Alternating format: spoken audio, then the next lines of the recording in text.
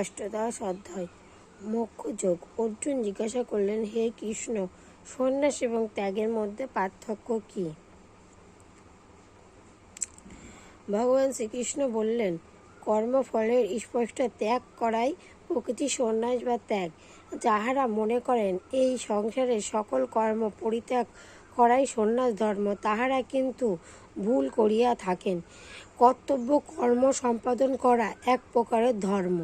ব্রাহ্মণ, ক্ষত্রিয়, বৈশ্য, শূদ্র এই চারি প্রকার কর্ম আছে।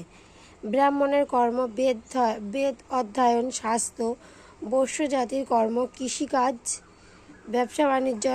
ক্ষত্রিয় জাতির ধর্ম রাজ্য পরিচালনা ও যুদ্ধ। শূদ্রের কর্ম উক্ত তিন জাতির সেবা করা। স্ব কর্মে নিযুক্ত থাকলেই ঈশ্বরের উপাসনা ও নিজ ধর্ম পালন করা হয়। স্বধর্ম ত্যাগ করে পরধর্ম গ্রহণ করা উচিত নয়। মানব নিজে নিজে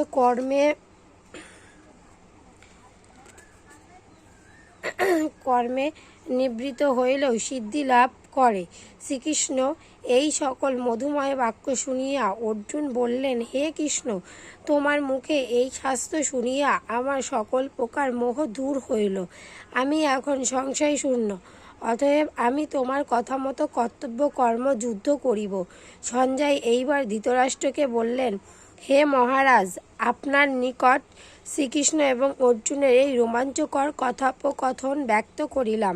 আমি ব্যাসদেবের কৃপায় এই পরম গুহ্য যোগ সাক্ষাৎ শ্রীকৃষ্ণের মুখে শুনিয়াছি। শ্রী ভগবানের এই অদ্ভুত পবিত্র সংবাদ ও উপদেশ বাক্য বারবার মনে হইবার কারণে আমার দেহে রোমাঞ্চ হইয়াতেছে এবং আমি পরম আনন্দ অনুভব করিয়াতেছি। ইহা নিশ্চয় যে স্থানে যোগেশ্বর শ্রীকৃষ্ণ এবং পাণ্ডবধারী অর্জুন রহিয়াছেন, সেই স্থানে বিজয়ী লক্ষ্মী ঐশ্বর্য এবং স্থির নীতি নিশ্চিত হইয়া আমার মনে হয়। ইতি গীতা তত্ত্বসার সমাপ্ত।